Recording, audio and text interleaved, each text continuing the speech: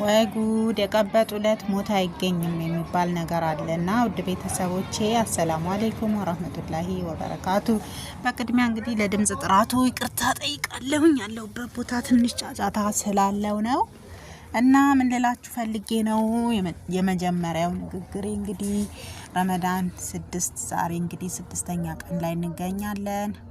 እንኳን አደረሳችሁ። እንዲሁም ክርስቲያን ወገኖቼ እንኳን ለጾማችሁ በሰላም አደረሳችሁ። በዱዓና በጸሎት እንበርታ ለማለት ወዳለሁኝ እና እንግዲህ እንዳያችሁት ሩታዬ ባደረገችው ነገር እንግዲህ ከባድ ደርሶባታል። ያው አንዳንድ ጊዜ ሳናስበውም እያወቅንም ሆነ ሳናውቅ የምናደርጋቸው ነገሮች አንዳንዴ የራሱ የሆነ ተጽዕኖ ይኖረዋል ማለት ነው እና እሷ ያው በባሌ ማንም አያገባውም ብላ ነው እንግዲህ እንደዛ አይነት ውሳኔ የወሰነችው።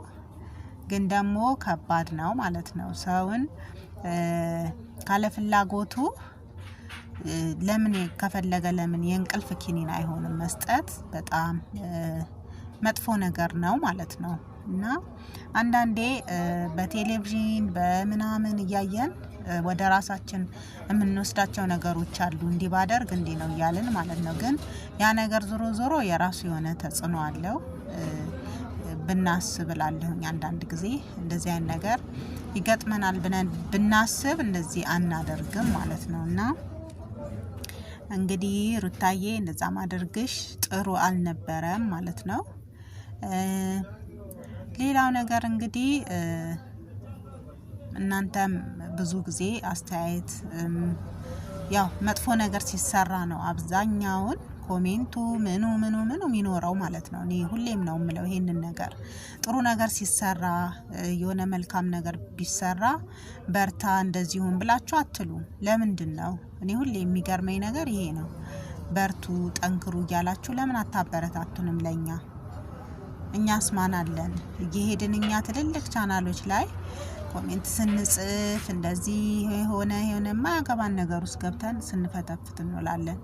ግን አንድ የሆነ የሃይማኖት ቦታዎች የሃይማኖት ቻናሎች አሉ። አሁን ለምሳሌ እዛ ጋር ሄደን አንድ ኮሜንት እንኳን አንጽፍም። ግን እንደዚህ ወከባ ሆሆይታ ውካታ ያለበት ቦታ ላይ ግን ቁጥር 1 የምገኘው እኔ ልሆን እችላለሁ። እና ለምንድነው? እኔ ግን በጣም ነው የሚገርመኝ።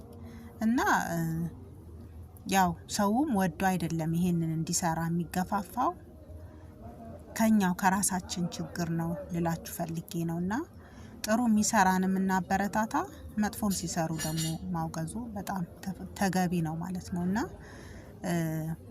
በዚህ አጋጣሚ እስቲ እኔንም አበረታቱኝ። ገብታችሁ ኮሜንትም ጻፉ፣ ላይክም ሼርም አድርጉ እላችኋለሁኝ። እና ረመዳን እንዴት ይዟችኋል? እየበረታችሁ ነው?